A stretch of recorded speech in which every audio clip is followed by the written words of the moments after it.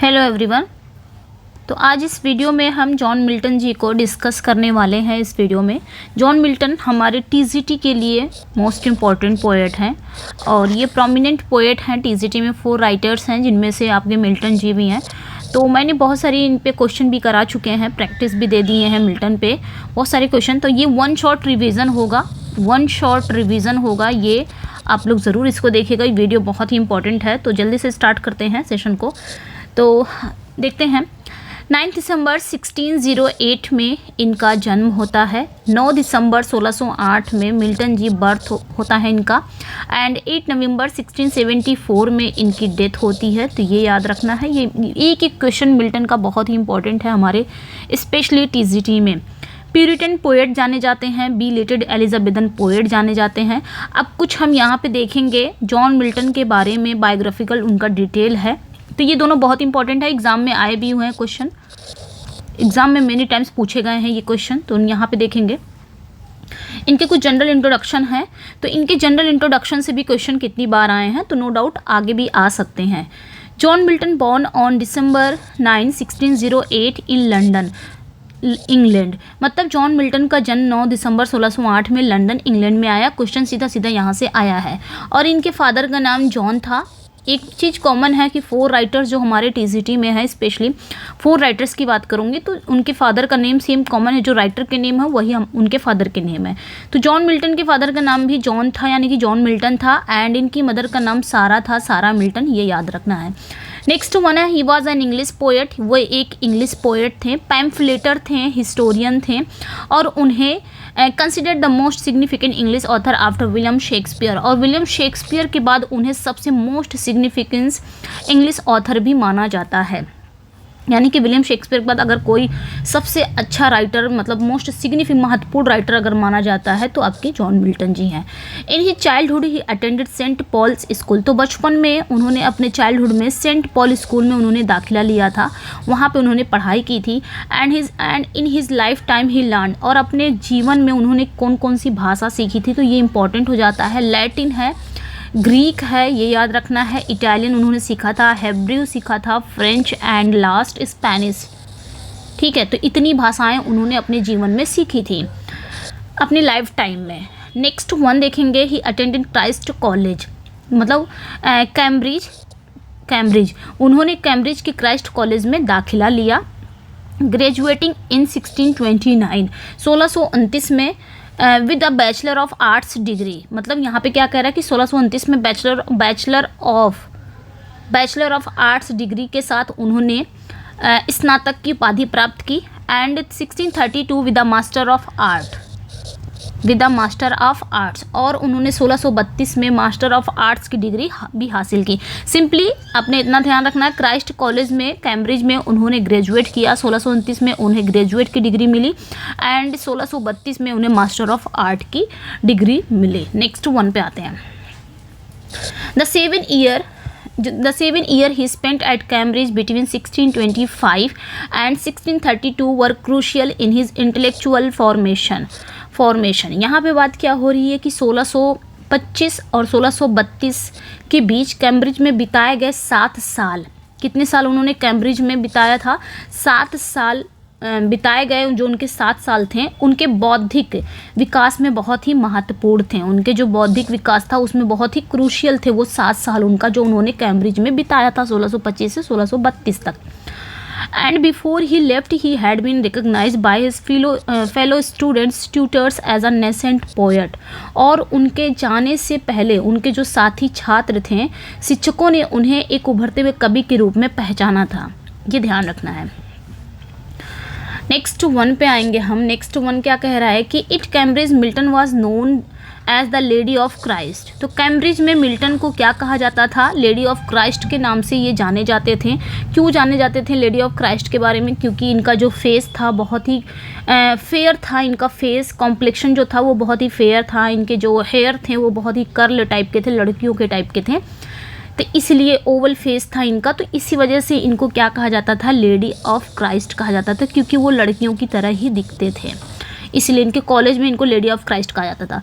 While the reason for the sobriquet are certain but it is an assumption that Milton appearance seems feminine and delicate to some onlookers. वही चीज़ यहाँ पे बताया जा रहा है कि जबकि जो उपाधि उनको मिली थी उसके कारण निश्चित यह था कि, लेकिन ये एक धारणा है कि कुछ लोगों को मिल्टन की शक्ल कैसी लगती थी, फेमिनाइन की तरह लगती थी और नाजुक लगती थी, इसलिए उनको ये नाम दिया गया था। ओके, आगे हम देखेंगे यहाँ से नेक्स्ट पॉइंट है। Okay, he had 3 wifes. इनकी कितनी पत्नियाँ थीं? तो 3 पत्नियाँ थीं। इंपॉर्टेंट है, जहाँ जहाँ मैं लगाई हूँ वो सारा ही इंपॉर्टेंट हो जाएगा। जैसे कौन कौन सी थी? मैरी पोवल थी, जिनसे उन्होंने 1642 में शादी की थी एंड 1652 में उनकी डेथ हो जाती है। सॉरी, यहाँ पे बात हो रही है कि 1642 में वो क्या करते, तो यहाँ पे बात हो रही है मैरी पोवल हैं, जिससे 1642 में इनका जन्म है, इनकी डेथ है 1652। ये इनका मतलब बर्थ एंड डेथ दोनों है। कैथरीन वुडकॉक सेकंड वाइफ कौन सी है? कैथरीन वुडकॉक है, ये अपने ध्यान रखना है। फर्स्ट वाइफ मैरी पोवल थी, ये ध्यान रखना है, and second wife Catherine Woodcock थी, ये इनका बर्थ डेट है। एंड थर्ड वाइफ जो थी एलिजाबेथ मिंसुल थी, इनका ये बर्थ डेट। ये तो ये बहुत ही इंपॉर्टेंट हो जाते हैं, ये भी आपके पूछे गए हैं, पूछे जा सकते हैं। नेक्स्ट वन पे आते हैं हम। His second wife Catherine Woodcock died after 2 years of their marriage after giving birth to a child। तो यहाँ उनकी जो सेकेंड वाइफ थी कैथरीन वुडकॉक, वो 2 साल बाद ही उनकी डेथ हो गई थी उनके मैरिज से, और उन्होंने एक बच्ची को पैदा किया था। एक बच्चे को जन्म देने के बाद उनकी डेथ हो जाती है, ये याद रखना है। Milton tenderly memorialised Woodcock in a sonnet. तो ये बहुत ही इंपॉर्टेंट हो जाता है, कि मिल्टन ने एक सोनेट में वुडकॉक को स्नेहपूर्वक याद किया है। सोनेट नंबर 23, उसका नाम क्या है? सोनेट नंबर 23, एंड उसकी टाइटल क्या है? Methought I saw my late spouse saint. तो ये जो सोनेट है ना, ये उन्होंने अपनी सेकंड वाइफ कैथरीन वुडकॉक की याद में लिखा है, जिसे हम, ये तो हो गया टाइटल, और ये सोनेट नंबर 23 इंपॉर्टेंट है, ये भी आपने याद रखनी है। ओके, नेक्स्ट पॉइंट पे आते हैं हम। 1 minute. Having married Mary Powell in 1642। यहाँ पे बात क्या हो रही है कि 1642 में मैरी पोवल से शादी करने के बाद Milton was deserted by his wife after few month of their marriage. Okay, तो यहाँ पे बात क्या हो रही है कि 1642 में मैरी पोवल से शादी करने के बाद, 1642 मैरी पोवल से शादी करने के बाद मिल्टन क्या हो गए? डिजर्टेड हो गए, अपनी वाइफ को उन्होंने छोड़ दिया। उनकी शादी के कुछ महीने बाद ही उनकी वाइफ ने उन्हें छोड़ दिया था, ये ध्यान रखना है। मतलब दोनों में बनती नहीं थी, ऐसा कहा जाता था कि एज गैप की वजह से भी दिक्कत थी। मैरी पोवल क्या होती है, छोड़ के वो अपने मायके चली आई थी। ऐसा कहा जाता है कि एज गैप की वजह से उन दोनों में उनके बीच की अंडरस्टैंडिंग नहीं थी, क्योंकि वो 17 साल के थे, वहीं पे मैरी 17 साल की थी और वो 34 साल के थे, तो दोनों के बीच का जो टेम्परामेंट होता है वो नहीं था। ओके, तो जो उनका स्वभाव था आपस में मिलता नहीं था, इस वजह से उनका ऐसा हो गया कि तलाक हो गया, वो दूर हो गई। The reason for their separation may be due to Mary's adherence to the royalist inclination and Milton's anti-royalist discrepancy in their age at the time of marriage. Milton was 34 while Mary was just 70 years old. वही चीज़ यहाँ पे बताया जा रहा है कि बात यहाँ पे यही हो रही है कि उनके अलग होने का कारण ये था कि मैरी का जो राजशाही के प्रति बहुत ज़्यादा झुकाव था, वो बहुत ही रॉयलिस्ट की तरफ था, ये था। और मिल्टन का जो राज विरोधी होना या शादी के समय उनकी उम्र में जो उनकी एज थी, उनकी एज में बहुत ज़्यादा डिफरेंस होना, क्योंकि मिल्टन वहीं पे 34 साल के थे जबकि मैरी केवल 17 साल की थी, ये कारण भी हो सकता है, ये रीज़न है उनके शादी सेपरेशन का। नेक्स्ट वन है after his wife desertion he wrote 4 tracts. तो अपनी वाइफ से अलग होने के बाद या अपने पत्नी से निराश होने के बाद उन्होंने 4 ट्रैक लिखे। मतलब जब मैरी पोवल से वो अलग हो गए थे, निराश हो गए थे, तो उन्होंने एक 4 ट्रैक लिखा था। वो 4 ट्रैक क्या क्या था? तो पहला था the doctrine and discipline of divorce. The doctrine and discipline of divorce जो कब आया था? 1643 में आया था, यानी कि तलाक का सिद्धांत और अनुशासन। हिंदी में अगर बोलेंगे तो तलाक का सिद्धांत और अनुशासन, जो 1643 में आया था। नेक्स्ट वन जो है आपका judgement of Martin Bucer concerning divorce, ये 1644 में आया था। टेट्राकॉर्डन 1645 में एंड कोलेस्ट्रियल 1645 में आया था। ये 4 ट्रैक था मैरी पोवल से अलग होने के बाद, और जो कि चारों ही किसी डाइवोर्स पे ही लिखा गया था। तो ये याद रखना है आपने। ओके, आगे देखेंगे हम some facts about Milton. Milton के बारे में कुछ फैक्ट्स हैं। Milton's literacy career is divided into the 3 parts. Milton के जो लिटरेरी करियर थे उनको 3 पार्ट्स में डिवाइड किया गया है। कौन सा? First period extend from 1632 to 1637। जो पहला पीरियड था उनका वो 1632 से 1637 तक विस्तृत है, एक्सटेंड है। This popularly known as the Horton period. ये जाना जाता है हॉटन, बहुत इंपॉर्टेंट है, ये क्वेश्चन आते भी हैं तो इसको याद रखिएगा। और ये लोकप्रिय रूप से हॉटन काल के नाम से जाना जाता है, यानी कि हॉटन पीरियड के नाम से जाना जाता है। क्वेश्चन पूछ लिया जाएगा कि हॉटन पीरियड कब से कब तक था, तो 1632 से 1637। नेक्स्ट जो इनका है second period extend from 1640 to 1660। Second period को कब से कब तक एक्सटेंड है, तो 1640 से 1660 तक। The period of moments constitutional struggle. ये जो पीरियड था, यहाँ पे बात क्या हो रही है, ये जो पीरियड था ये महत्वपूर्ण संवैधानिक संघर्ष का काल था, तो ये अपने ध्यान रखना है। नेक्स्ट वन है जो थर्ड पीरियड था, the old blind disappointed poet.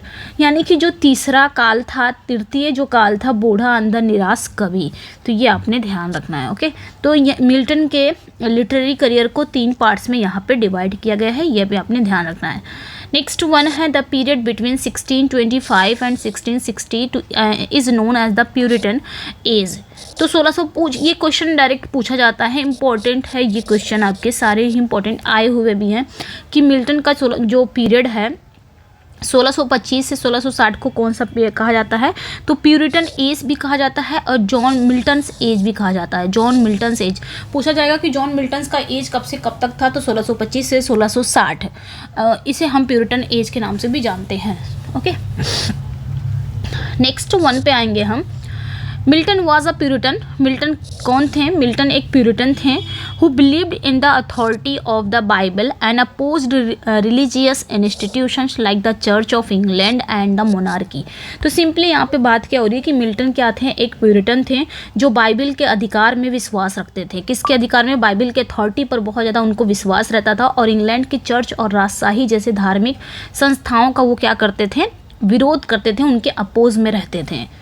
ये आपने ध्यान रखना है, किसके वो विरोध में रहते थे, तो सिंपली वो बाइबल के अथॉरिटी पर विश्वास रखते थे, अपोज करते थे किसका? वो इंग्लैंड के जो चर्च हो गए और जो राजशाही मोनार्की हो गए, राजशाही जैसे धार्मिक संस्थाओं का वो विरोध करते थे। ओके, नेक्स्ट वन है he wrote pamphlets on radical topics. तो उन्होंने आगे यहाँ पे क्या लिखा गया है कि उन्होंने रेडिकल टॉपिक्स पे पैम्फलेट लिखे, तो ये आपने ध्यान रखना है। Like freedom of press supported Oliver Cromwell in English civil war. तो यहाँ पे बात क्या हो रही है कि उन्होंने प्रेस की स्वतंत्रता, मतलब लाइक फ्रीडम ऑफ प्रेस, उन्होंने फ्रीडम ऑफ प्रेस जैसे कट्टरपंथी विषयों पर बहुत सारे पैम्फलेट लिखे, पर्चे लिखे जिसे हम बोल सकते हैं, और उन्होंने इंग्लिश सिविल वॉर में क्रॉमवेल का समर्थन भी किया।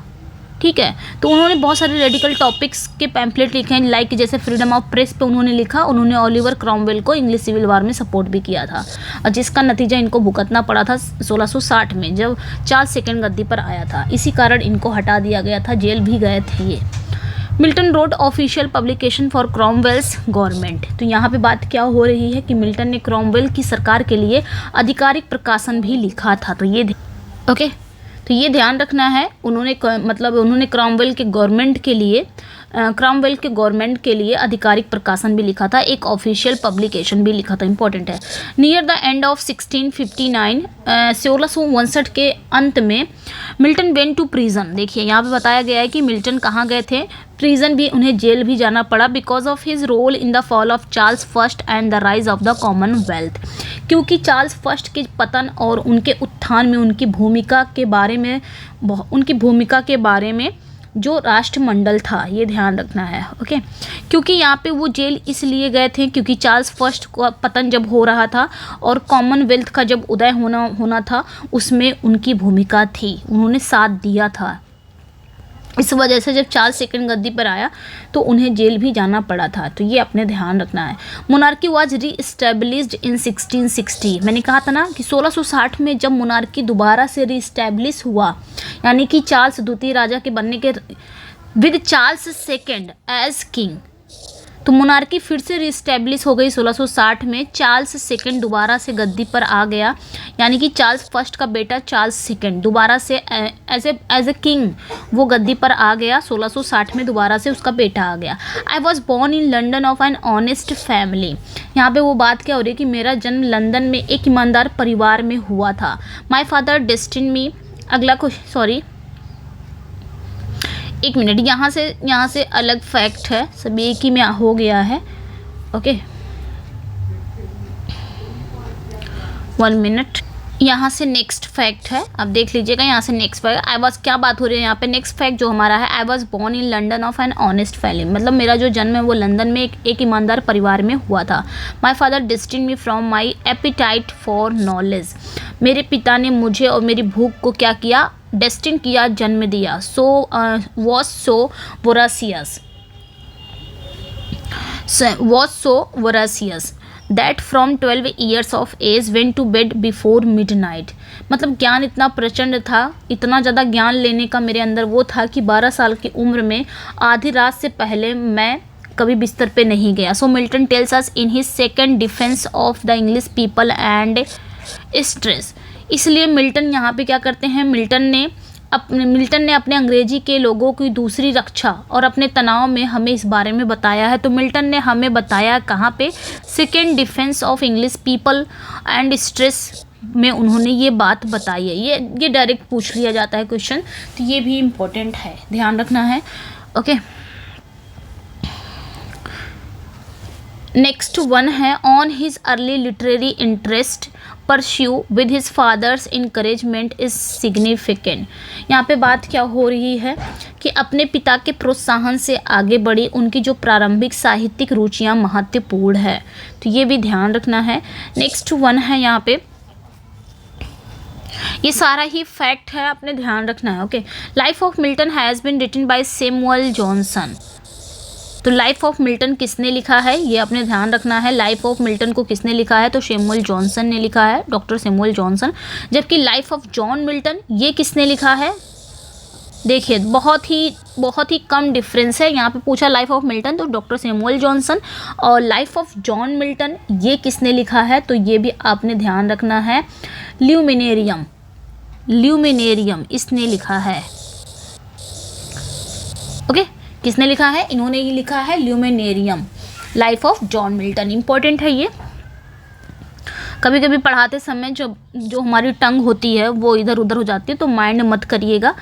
ल्यूमिनेरियम इन्होंने ही लिखा है। Okay, the great poet passed away on November 8, 1674 age 65 in London Bunhill England. Important है ये भी कि जो ग्रेट पोएट हैं इनकी डेथ कब हुई थी, ये पास्ड अवे कब हुए थे, तो 8 नवंबर 1674 में इनकी डेथ हो जाती है। और उस समय ये कितने साल के होते हैं, 65 साल के।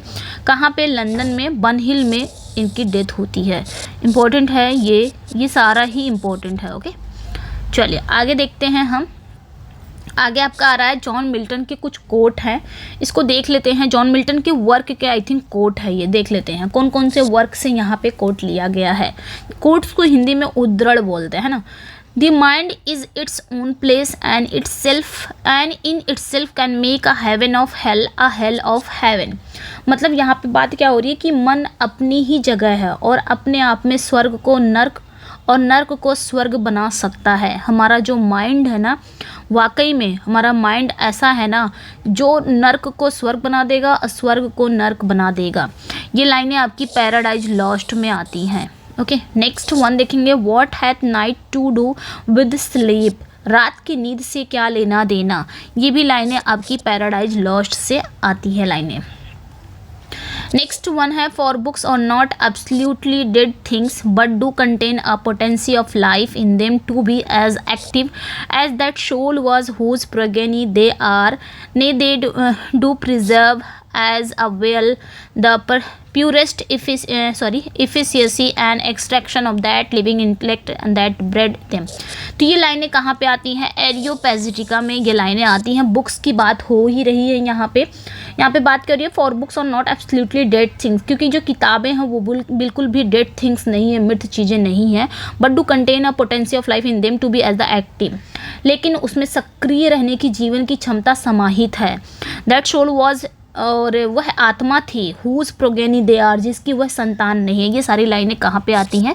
अब कैसे पहचानना है कि मैम ये तो बहुत बड़ा है, इसको कैसे याद करेंगे, ये तो काफ़ी बड़ा है। तो आपने बुक्स की याद रखनी है, बुक्स की बात आपने इसमें एरियोपैजिटिका में होती है। ओके, नेक्स्ट वन है better to reign in hell than to serve in haven.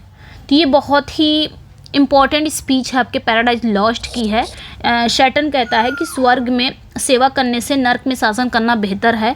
Next one है solitude sometime is best society, ये भी आपकी पैराडाइज लॉस्ट में है। इसको कहता कौन है? तो एडम कहता है, ये आपने ध्यान रखना है, इसको शैटन कहता है। पैराडाइज लॉस्ट में बहुत सारी स्पीच जो है वो शैटन के द्वारा ही बोली गई है। नेक्स्ट वन में आते हैं हम। नेक्स्ट वन यहाँ पे क्या कहा जा रहा है? ओके, लॉन्ग, यहाँ पे बात क्या हो रही है कि long is the way and hard that out of hell leads to light, paradise lost freely, ये भी पैराडाइज लॉस्ट की ही लाइन है। ओके, ये इतना तक है, यहाँ से अगली लाइन स्टार्ट हो गई, यानी कि अगला फैक्ट स्टार्ट हो गया है। यानी कि एकांत कभी कभी सबसे बड़ा समाज होता है। ये लाइनें भी आपकी क्या होती हैं? पैराडाइज लॉस्ट में है। ओके, एक मिनट। ओके, यहाँ पे बात जो हो रही है ना, यहाँ पे ये वाला मैंने हिंदी इसकी बता दी है, कोई बात नहीं, माइंड मत करिएगा। यहाँ पे जो बात हो रही है लॉन्ग इज़ द वे, सब एक एक्चुअली क्या हो गया ना, सारे फैक्ट एक में ही मिल गए हैं, इसलिए मैं खुद कंफ्यूज हो जा रही हूँ। Long is the way and hard that out of hell leads up to light, तो ये भी लाइन है आपकी पैराडाइज लॉस्ट की लाइन है। ये बात क्या हो रही है कि long is the way and hard, जो रास्ता है वो लंबा और कठिन है। That out of hell leads up to light, जो नर्क से प्रकाश की ओर ले जाता है। तो ये भी आपकी पैराडाइज लॉस्ट की लाइन है।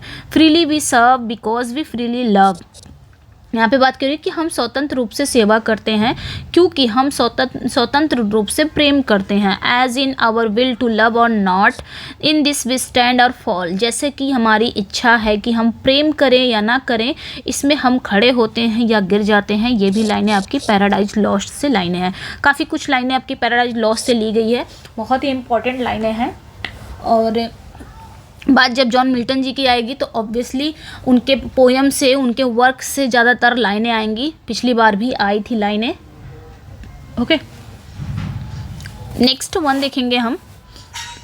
Awake arise or be for ever fallen, ठीक है, ये बहुत ही जागो उठो या हमेशा के लिए गिर जाओ, ये बहुत ही अच्छी लाइन है। पैराडाइज लॉस्ट, ये भी आपके सैटर्न ही बोलता है।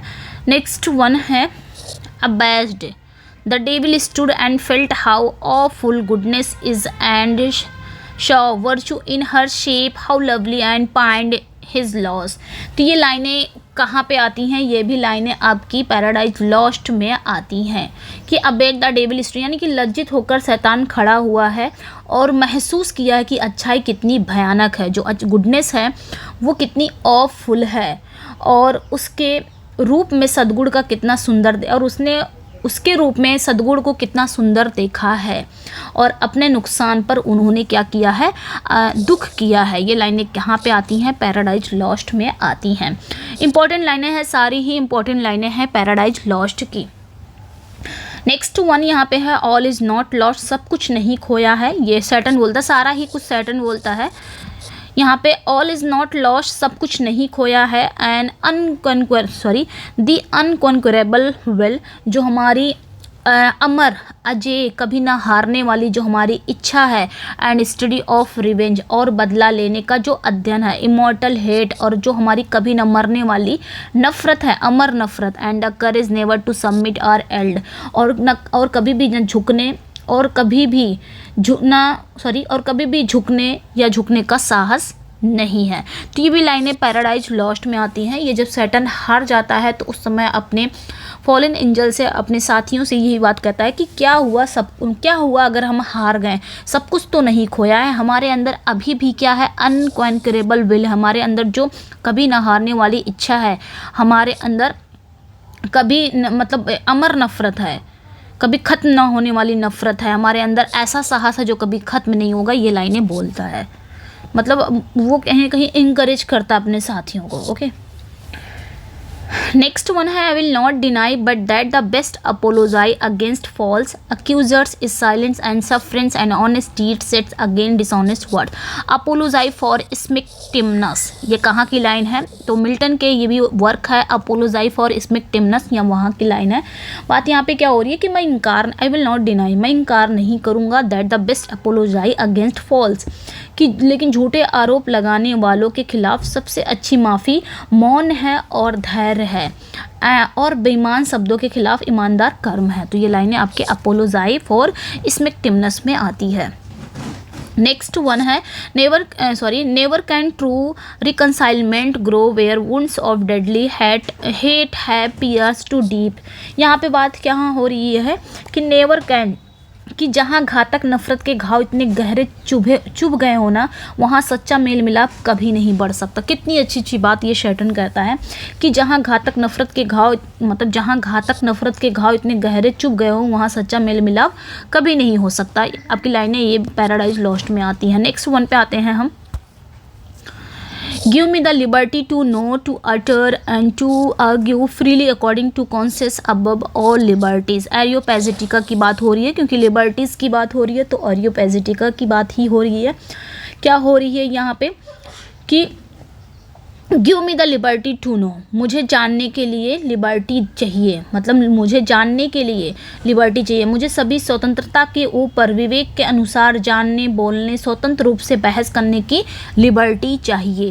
तो ये लाइनें भी एरियोपैजिटिका में है। ये हमारे मिल्टन जी कहते हैं कि मुझे हर चीज़ की, मतलब मुझे सभी जितनी भी लिबर्टी है ना, उसके ऊपर जितनी भी आज़ादी है ना, सबसे ऊपर विवेक के अनुसार जानने, बोलने और स्वतंत्र रूप से बहस करने की लिबर्टी मुझे चाहिए, ये मिल्टन जी कहते हैं। नेक्स्ट वन पे आते हैं, innocence once lost can never be regained, darkness once gazed upon can never be lost. मतलब जो इनोसेंस है, जो मासूमियत है, वन लॉस्ट जो खो गई है, कैन नेवर बी रिगेन्ड, अब वो उसे वापस पाया नहीं जा सकता है। डार्कनेस, ये जो अंधेरा है जिस पर एक बार नज़र पड़ जाए वो कभी नहीं खो सकता है। ये भी लाइनें पैराडाइज लॉस्ट में आती हैं। नेक्स्ट वन पे आते हैं, काफ़ी अच्छी लाइनें हैं जो सैटर्न ने बोली है। ओके, नेक्स्ट वन आते हैं, a good book is the precious life blood of master spirit embalmed and treasured up on purpose to a life beyond life. ये भी आपकी एरियोपैजिटिका की लाइन है। यहाँ से अगला फैक्ट है।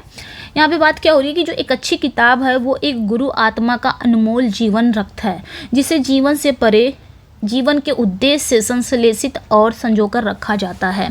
तो ये लाइनें भी आपकी एरियोपैजिटिका की आ रही है, गुड बुक की बात हो रही है।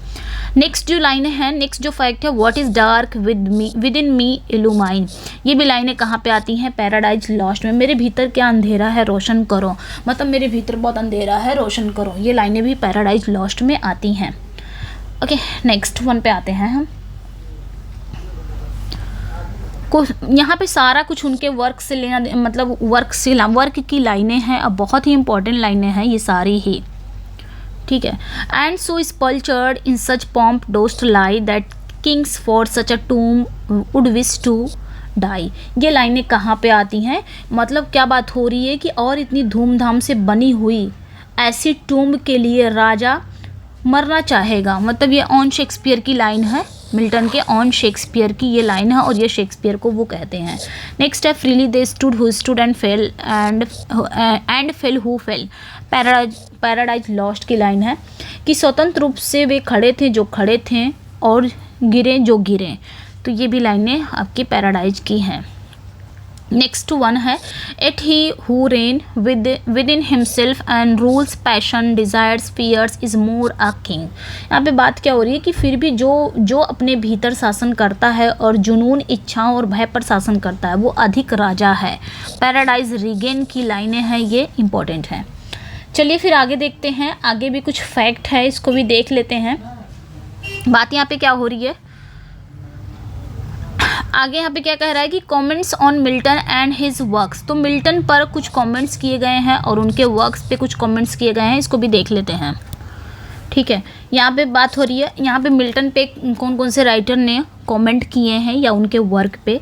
This man cut us all out and the ancient too, ये ड्राइडन कहते हैं फॉर पैराडाइज लॉस्ट। मतलब ये ड्राइडन कहते हैं, किसको कहते हैं, ये पैराडाइज लॉस्ट यानी कि मिल्टन को कहते हैं। जब उन्होंने पैराडाइज लॉस्ट लिखा था ना, उस समय जॉन ड्राइडन ने मिल्टन जी को कहा था कि ये जो आदमी है ना, ये हम सभी और जितने भी पुराने पोएट्स हैं उन सभी को ये हटा दिया, सबका रास्ता साफ कर दिया है अपने आगे। अब इसके आगे कोई भी राइटर टिक नहीं सकता है, इसका कहने का मतलब ये है, इस लाइन का ये मतलब है। ओके, नेक्स्ट वन देखेंगे। William Blake placed Spenser as Milton's precursor and called him as Milton's poetical son. तो विलियम ब्लेक ने स्पेंसर को मिल्टन के अग्रदूत के रूप में रखा है हमेशा, और स्वयं को मिल्टन का काव्यात्मक पुत्र कहा है, और उन्होंने अपने आप को क्या कहा है कि वो मिल्टन के पोएटिकल सन है। तो ये आपने ध्यान रखना है, विलियम ब्लेक की बात हो रही है कि विलियम ब्लेक ने स्पेंसर को मिल्टन के अग्रदूत के रूप में रखा है हमेशा, मतलब मिल्टन के प्रीकर्सर के रूप में रखा है, ये ध्यान रखना है। मतलब मिल्टन का पोएटिकल सन अपने आप को किसने कहा है, विलियम ब्लेक ने कहा है। William Wordsworth wrote his sonnet London 1802 या टू मिल्टन बोल सकते हैं, इनके वर्क का दो नाम है, लंदन 1802 या फिर आप टू मिल्टन बोल सकते हैं। तो विलियम वर्ड्सवर्थ ने अपने सोनेट लंदन 1802 या टू मिल्टन वो उन्होंने किस पे लिखा है, जॉन मिल्टन पर लिखा है, ये आपने ध्यान रखना है। नेक्स्ट वन पे आते हैं। The phrase bottomless perdition occurs in which work of Milton. तो ये जो फ्रेज है ना, बॉटमलेस पर्डिशन, ये मिल्टन के किस वर्क में आता है, तो पैराडाइज लॉस्ट के बुक फर्स्ट में ये आता है, ये ध्यान रखना है। नेक्स्ट वन है Milton belongs to the devil's party without knowing it, quoted by. ये जो कोट है मिल्टन को किसने कहा है, Milton belongs to the devil party, कि मिल्टन बिना जाने शैटन की पार्टी से संबंधित है, ऐसा किसने कहा है, तो विलियम ब्लेक ने कहा है, ये आपने ध्यान रखना है। ओके, नेक्स्ट वन में आते हैं हम। Which work of Milton is called L'Allegro's companion piece. तो यहाँ पे ध्यान रखना है कि मिल्टन ने अपने किस वर्क को मिल्टन के किस वर्क को एल एलिग्रो की कंपेनियन पीस कहा गया है, तो एल पेंसेरिसो ये दोनों, एल एलिग्रो और एल पेंसेरिसो ये दोनों कंपेनियन वर्क है, कंपेनियन पोयम है, ये ध्यान रखना। ओके, नेक्स्ट देखते हैं। Next, Il Penseroso is written in. तो इल पेंसेरिसो वो लिखी किस में गई है, तो ऑक्टोसिलेबिक कॉपलेट्स में लिखी गई है। दोनों ही एल एलिग्रो और इल पेंसेरिसो दोनों ही ऑक्टोसिलेबिक कॉपलेट्स में लिखा गया है, तो ये ध्यान रखना है। In the line that glory never shall his wrath or might extort from me. तो what glory is being referred to by Satan. Satan के द्वारा जो ग्लोरी वर्ड है, इसका क्या मतलब है, इसका मतलब ये है कि the courage never to submit और एल्ड। जो करेज है, जो साहस है, वो कभी भी झुकता नहीं है, कभी भी ख़त्म नहीं होता है। इसका ये मतलब कभी ना झुकने वाला साहस, इसका ये मतलब, ये जो ग्लोरी है इसकी बात करें कि मतलब वो जो ग्लोरी कभी भी उसके क्रोध या मुझसे छीन नहीं सकेगी। मतलब ग्लोरी मीन्स करेज, ऐसा करेज जो कभी झुकने वाला नहीं है। नेक्स्ट वन है in paradise Lost Milton present the action of the fall of man in two stages in. यहाँ पे बात क्या हो रही है कि पैराडाइज लॉस्ट में मिल्टन मनुष्य के पतन की क्रिया को बुक के 2 स्टेज में प्रस्तुत करते हैं। तो वो किस बुक में उन्होंने किया है, प्रेजेंट किया है, ये ध्यान रखना है। तो बुक 4 एंड बुक 9 में, ये ध्यान रखना है। ओके, बुक 4 एंड बुक 9 में। ओके, नेक्स्ट है the opening sentence of paradise lost comprise of. तो पैराडाइज लॉस्ट की जो ओपनिंग सेंटेंस है वो कितने लाइंस में है, तो ये ध्यान रखना है कि 16 लाइंस में है। कितनी लाइंस में है, जो शुरुआत होती है उसकी, पैराडाइज लॉस्ट की जो शुरुआती सेंटेंस में कितने शामिल हैं लाइनें, तो 16 लाइनें हैं, ये ध्यान रखना है। नेक्स्ट वन पे आते हैं, in tracing the history of English poetry Thomas Gray progress of poesy invokes a major poet as fellow. यहाँ पे बात क्या हो रही है कि अंग्रेजी कविता के इतिहास का पता लगाने में थॉमस ग्रे की जो प्रोग्रेस ऑफ पोसी है उसमें एक प्रमुख कवि का वो क्या करते हैं, इन्वोक करती है, जो इस प्रकार है, क्या है, not second he that rode sublime upon the seraph wings of ecstasy the secret of the abyss to spy who is he. यहाँ पे ही किसकी बात हो रही है, ये जो ही यहाँ पे उन्होंने बात की है वो किसकी बात कर रहे हैं कि ना ही दूसरा वह जो एक्सटेसी के सिराफ पंखों के उदात्त रूप से सवार था जासूसी करने के लिए। मतलब बात यहाँ पे क्या हो रहा है कि जो ही है और ये अंग्रेजी कविता के इतिहास के पता लगाने में थॉमस ग्रे का एक वर्क है प्रोग्रेस ऑफ पोसी, इसमें उन्होंने एक एज ए फिलो के रूप में एक मेजर पोएट को इन्वोक किया है। ही का नाम, वो मेजर पोएट कौन है, तो जॉन मिल्टन को किया है, ये ध्यान रखना है। नेक्स्ट वन है, सारा कुछ इसमें मैंने इंक्लूड किया है मिल्टन के, जहाँ से भी आपके एग्जाम में आएंगे ना, मतलब जहाँ से जो जो इम्पोर्टेंट है वो मैंने इसमें सारा ही इंक्लूड कर दिया है। एक ही वीडियो में मैंने कंप्लीट करना चाहा है, हालांकि कंप्लीट नहीं होता है बट फिर भी कोशिश पूरी है कि इस वीडियो में मैं कंप्लीट कर दूँ, यहाँ से आपके क्वेश्चन पुटअप हो जाएँ। John Milton description of gold as a precious bane in paradise lost book second is described as.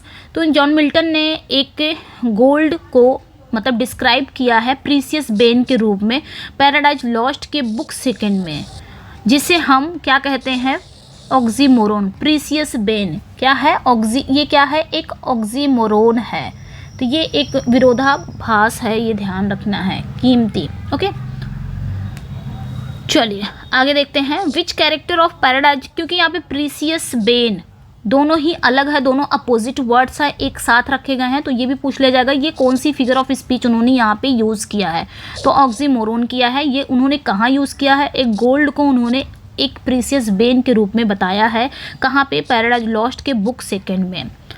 Which character of paradise lost narrate the story of the making of Eve from a rib in Adam's side. तो paradise lost का कौन सा ऐसा character है जो ये कहता है कि एडम की साइड में एक पसली से ईव का निर्माण की कहानी बताता है। मतलब पैराडाइज लॉस्ट को कौन सा कैरेक्टर ऐसा है, वो कहता है कि एडम की साइड से यानी कि एडम के रिब से ईव का निर्माण हुआ है। तो एडम खुद बताता है कि मेरे रिब से ईव का निर्माण हुआ है। नेक्स्ट वन है, as Adam and Eve leave paradise hand in hand with wandering steps and slow what is their consolation. यहाँ पे बात क्या हो रही है कि जैसे ही एडम और ईव स्वर्ग को छोड़ते हैं और हाथ में हाथ डाले भटकते कदमों के साथ वो निकलते हैं, तो उनकी जो कंसोलेशन होती है, उनकी जो सांत्वना होती है वो क्या होती है, तो वो ये सोचते हैं, दे है यहाँ पे, they are comforted by their foreknowledge of the coming of Christ as redeemer of mankind। मतलब यहाँ पे बात क्या हो रही है कि उनका कहना है कि वो बहुत ही कंफर्टेबल, मतलब बहुत ज़्यादा उनकी जो कंफर्टेड है, बहुत ज़्यादा वो सांत्वना, उनके पूर्व ज्ञान से उन्हें ये पता चलता है कि वो क्या होंगे, मानव जाति के उद्धारक के रूप में, जो ईसा मसीह के आगमन के बारे में उनके पूर्व ज्ञान से उन्हें ये सांत्वना मिलती है, वो कंफर्ट रहते हैं वो अपने फोर नॉलेज से कि कोई आएगा, कोई क्राइस्ट आएगा as redeemer of mankind के रूप में और हमें हमारी फिर से लेके जाएगा। ठीक है, नेक्स्ट पे आते हैं हम, चलिए नेक्स्ट पे आते हैं। Samuel Johnson criticise a famous poem saying. Samuel Johnson एक फेमस पोएम को क्रिटिसाइज करते हुए कहते हैं, where there is leisure for fiction there is little grief. बात यहाँ पे क्या कह रहे हैं, कहते हैं कि जहाँ कल्पना के लिए फुर्सत है वहाँ थोड़ा दुख है। वो किस कविता को क्रिटिसाइज कर रहे हैं, तो जॉन मिल्टन के लिसिडस को कर रहे हैं। सारा ही क्वेश्चन आपको इसमें मिल जाएगा जहाँ से क्वेश्चन आए हैं और जो आपके होप्स हो कि अपकमिंग एग्जाम में आए। Milton on his blindness is, ये क्या है, एक पेट्रार्कन सोनेट है मिल्टन का on his blindness. Next one है, Milton on his blindness ends with the expression of poet's. यहाँ पे बात क्या हो रही है कि मिल्टन का जो ऑन हिज ब्लाइंडनेस है वो किसके साथ समाप्त होता है, पोएट के कौन से एक्सप्रेशन के साथ समाप्त होता है, तो पोएट के फेथ इन गॉड्स वे, मतलब जो गॉड्स का तरीका है, गॉड्स का जो तरीका है हमको रखने का, उन विश्वास पे ये ऑन हिज ब्लाइंडनेस खत्म होता है। क्योंकि आपने खुद पढ़ा होगा ऑन हिज ब्लाइंडनेस, मैंने पढ़ाया भी है ऑन हिज ब्लाइंडनेस को, कि कैसे वो शिकायत करते हैं, बाद में उनको विश्वास हो जाता है कि गॉड जो करता है सब कुछ अच्छा करता है। ओके, नेक्स्ट वन पे आते हैं। Milton's paradise Lost is divided into, Milton ने पैराडाइज लॉस्ट को कितने बुक्स में डिवाइड किया है? तो 12 बुक्स में किया गया है, ये भी ध्यान रखना है। शुरुआत में तो 10 बुक्स थी, ये ध्यान रखना है, 10 बुक्स में, बाद में उन्होंने बुक 7 एंड बुक 10 को स्प्लिट करके बुक 12 बनाया था, ये भी आपने ध्यान रखना है। नेक्स्ट वन पे आते हैं। Who is the writer of essay on Milton? तो एस्से ऑन मिल्टन का राइटर कौन है? तो मैकाले। नेक्स्ट वन है they also serve who only stand and wait. यहाँ पे बात क्या हो रही है कि वे भी इंतज़ार करते हैं, ओके, कि वे भी इंतज़ार करते हैं, वे भी सेवा करते हैं जो केवल खड़े होकर प्रतीक्षा करते हैं। ये लाइनें कहाँ पे आती हैं? तो ऑन हिज ब्लाइंडनेस की। एक बात बताना चाहूँगी कि ऑन हिज ब्लाइंडनेस की एक एक लाइन बहुत ही इंपॉर्टेंट है। They also serve who only stand and wait, in this line they stand for those who. अच्छा, वही लाइन है लेकिन अलग तरीके से पूछ लिया गया है, यहाँ पे थोड़ा सा अलग से ट्रिकी पूछ लिया गया है। वहाँ पे पूछा गया था लाइन कहाँ की, अब यहाँ पे पूछा है कि इन दिस लाइन, इस लाइन में ये जो दे है, ये जो दे है वो किसके लिए स्टैंड करते हैं? तो patiently accept the decree of God, मतलब जो ईश्वर के आदेश को धैर्यपूर्वक स्वीकार करते हैं। जो भी दुख सुख हमको मिलता है सब कुछ, उसको हम क्या करते हैं, बहुत ही पेशेंसली हम उसको एक्सेप्ट कर लेते हैं, ईश्वर के आदेश को। Okay, in line 3 of on his blindness Milton speak of one talent, what is it? देखिए सारा ही यहाँ से पूछ लिया गया है कि तीसरी लाइन में मिल्टन ऑन हिज ब्लाइंडनेस की तीसरी लाइन में मिल्टन एक वर्ड बोलते हैं, वन टैलेंट की बात करते हैं। ये वन टैलेंट क्या है? तो वन टैलेंट उनकी पोएटिक एबिलिटी है, क्योंकि वो अंधे हो जाते हैं और उनके पास ऊपर वाले ने उनको ये एबिलिटी दिया रहता है लिखने की, पोएटिक एबिलिटी। तो सोचते हैं कि अब मैं ब्लाइंड हो गया हूँ तो मैं ये पोएटिक एबिलिटी का अब क्या करूँगा, आपने मुझे ये दिया, मेरी आंखें छीन ली, ये सारी शिकायतें वो करते हैं। ओके, नेक्स्ट वन पे आते हैं हम। John Milton was blinded in the year 1652, तो 1652 में जॉन मिल्टन ब्लाइंड हो जाते हैं। What other event is peculiar in the year? तो उसी समय उनकी फर्स्ट वाइफ की भी डेथ हो जाती है। फर्स्ट वाइफ कौन? मैरी पोवल, तो ये आपने ध्यान रखना है, मैरी पोवल। ओके, इनकी भी डेथ हो जाती है 1652 में। नेक्स्ट वन है who wrote about Milton, Milton के बारे में कौन लिखता है? Thy soul was like a star and dwelt apart. ये मिल्टन के बारे में किसने लिखा है कि आपकी जो सोल है वो एक स्टार की तरह है जो बहुत दूर रहती है। तो ये किसने लिखा है? तो ये आपके विलियम वर्ड्सवर्थ ने लिखा है। किसमें लिखा है? सॉरी, लंदन 1802 में उन्होंने लिखा है। ओके, आगे देखेंगे। Lycidas was written in the memory of, Lycidas किसकी याद में लिखा गया था? तो एडवर्ड किंग की याद में लिखा गया था। 1637 में आया था। ये एडवर्ड किंग कौन थे? उनके दोस्त थे और जो आयरिश सी में डूब के जिनकी डेथ हो गई थी। नेक्स्ट वन है Paradise lost publish in years 1667। Okay, यहाँ पे देखिए पैराडाइज लॉस्ट पब्लिश ईयर कब है, पब्लिश कब हुआ था? तो 1667 में। अगला यहाँ से फैक्ट स्टार्ट हो गया है। यहाँ से अगला फैक्ट है थीम ऑफ एरियोपैजिटिका। एरियोपैजिटिका की थीम क्या है? तो फ्रीडम ऑफ प्रेस, कंफ्यूज नहीं होना है। नेक्स्ट वन है which work was Milton's favourite, Milton का फेवरेट वर्क कौन है? तो पैराडाइज रीगेन है। नेक्स्ट वन है who Milton considers his master in poetry, तो पोइट्री में मिल्टन अपना मालिक किसे मानते हैं? तो एडमंड स्पेंसर को मानते हैं। नेक्स्ट वन, अगर आप ये वीडियो देख ली ना तो फिर आपको कहीं से भी मिल्टन को मुझे लगता है कहीं से भी पढ़ने की नीड नहीं है। और एक दो क्वेश्चन उनके जो लैटिन में उन्होंने जो कुछ लिखे हैं सोनेट वगैरह वो भी मैं करा दूंगी, तो फिर मुझे नहीं लगता कि कहीं से भी उनका कुछ करने की ज़रूरत है। सारा कुछ यहाँ से आ सकता है मिल्टन का। Nothing is here for tears, nothing to wail or knock the breast, no weakness, no contempt, dispraise or blame, nothing but well and fair and what make white.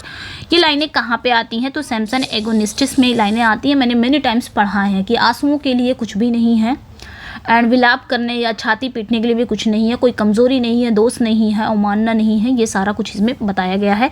और सैमसन एगोनिस्टिस की ये लाइनें हैं। ओके, और ये कहता कौन है? सैमसन ही कहता है। नेक्स्ट वन है Paradise Lost is written in, तो ब्लैंक वर्ड्स में लिखा गया है। And Milton begins Paradise lost book first with, तो बुक फर्स्ट किसके साथ शुरू करते हैं मिल्टन, तो इनोकेशन के साथ शुरू करते हैं, आह्वान के साथ शुरू करते हैं। नेक्स्ट वन है व्हाट दो द फील्ड बी लॉस्ट, क्या हुआ, all is not lost, this famous line is spoken by, ये लाइनें कहाँ पे आती हैं, मतलब व्हाट दो द फील्ड बी लॉस्ट, खेत भले ही खो जाएं, ऑल इज़ नॉट लॉस्ट, सब कुछ तो नहीं खोया है। सिंपली कहने का मतलब है क्या हुआ, हम हार गए, कुछ सब कुछ तो नहीं हारा है। तो ये लाइनें सैटर्न के द्वारा बोली जाती है पैराडाइज लॉस्ट में। By what age had Milton became totally blind, तो किस एज में मिल्टन टोटली ब्लाइंड हो गए थे, तो 44 साल की उम्र में वो टोटली ब्लाइंड हो गए थे 1652 में। What kind of work is Samson agonist, तो सैमसन एगोनिस्ट जो इनका वर्क है वो किस प्रकार का वर्क है, वर्ड्स प्ले है। Milton's poetic style is generally regarded grand. Next one है Milton begins Paradise lost book first, फिर से क्वेश्चन आ गया है रिपीट, आई थिंक हाँ रिपीट हुआ है। नेक्स्ट वन देख लेते हैं। The remark in Milton there is always an appearance of effort, ये जो रिमार्क है कि मिल्टन में एफर्ट के कुछ अपीयरेंस हमेशा दिखाई देते हैं, मिल्टन में हमेशा प्रयास की झलक दिखती है, लेकिन इन शेक्सपियर स्कार्सली एनी, लेकिन शेक्सपियर में शायद ही कोई ऐसी कुछ झलक दिखे। हैज़ बिन मेड बाय, ये किसने कहा है, विलियम हैजलिट ने कहा है। कहीं कहीं आपको मैथ्यू अर्नोल्ड दिखा जाएगा, लेकिन हाँ मैंने बहुत बार देखा है विलियम हैजलिट ही सही है यहाँ पे आपने कंफ्यूज नहीं होना है। ओके, नेक्स्ट वन पे आते हैं हम। नेक्स्ट है Milton was appointed to the position of Latin secretary to Cromwell's government chiefly due to his work, मतलब मिल्टन को मुख्य रूप से उनके काम के कारण क्रॉमवेल की सरकार में क्या बनाया गया था, लैटिन सचिव के पद में नियुक्त किया गया था। तो किस वर्क के कारण, on the tenure of Kings and magistrate, ये वर्क उन्होंने लिखा था on the tenure of magistrate. क्यों, क्योंकि जब चार्ल्स फर्स्ट को पब्लिकली बिहेडेड किया गया था जनता को शांत करने के लिए। नेक्स्ट वन पे आते हैं। एल एलिग्रो इल पेंसेरिसो मीन, इसका मतलब क्या होता है ये भी पूछ लिया जाएगा कि एल एलिग्रो और इल पेंसेरिसो का मतलब क्या। तो एल एलिग्रो की बात आएगी तो जोयस मैन आएगा, और अगर इल पेंसेरिसो तो मेडिटेटिव मैन आएगा। सॉरोफुल भी आता है, मतलब ये सैड वाला है सिंपली, और जोयस ये आपका खुशी वाला है। तो खुशी वाला कोई भी वर्ड आपके ऑप्शन में आ सकता है, तो वो आपका एल एलिग्रो का है। नेक्स्ट वन है De Doctrina Christiana cuts doubt on the orthodoxy of, तो डी डॉक्ट्रिना क्रिस्टीना रूढ़िवादिता पर संदेह को क्या करती है, वो कट करती है। किसकी रूढ़िवादिता पर, तो पैराडाइज रिगेन की रूढ़िवादिता को क्या करती है, उसके डाउट को ये कट करती है। नेक्स्ट वन है Samson Agonistes so Milton's desire to bring over into English, Samson Agonistes अंग्रेजी को अंग्रेजी में लाने की मिल्टन की इच्छा को दर्शाता है। सैमसन एगोनिस्ट जो वर्क है वो क्या दर्शाता है, ग्रेविटी एंड काम डिग्निटी ऑफ ग्रीक ट्रेजेडी, यानी कि ग्रीक की जो गंभीरता और शांत गरिमा को दर्शाता है। नेक्स्ट वन पे आते हैं। नेक्स्ट वन क्या कह रहा है यहाँ पे,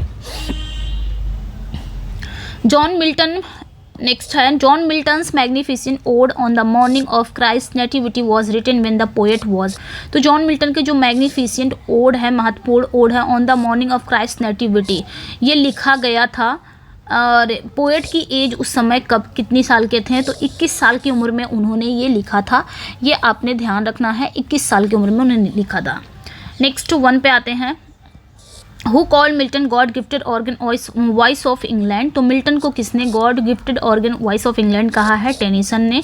Milton's paradise Lost is notable for its autobiographical message, तो मिल्टन की जो पैराडाइज लॉस्ट है वो नोटेबल है, उल्लेखनीय है अपने ऑटोबायोग्राफिकल पैसेज के लिए। ये जो लाइन है to be work measurable doing और सफरिंग इज टेकन फ्रॉम, कहाँ से ली गई है ये लाइनें, मतलब काम करना दुखी रहना, पैराडाइज लॉस्ट की ये लाइनें हैं, ये भी इंपॉर्टेंट लाइन है।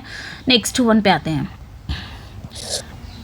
मिल्टन की poetry is a mirror in which the writers character is very clearly reflected, Milton की जो पोइट्री है वो एक मिरर के समान है, जिसमें एक राइटर क्या करता है, बहुत ही स्पष्ट रूप से बहुत ही स्पष्ट रूप से राइटर के कैरेक्टर को क्या कर रहा है, देख सकता है। मतलब मिल्टन की जो कविता है वो एक मिरर है, जिसमें लेखक का जो कैरेक्टर है बहुत स्पष्ट रूप से प्रतिबिंबित होता है।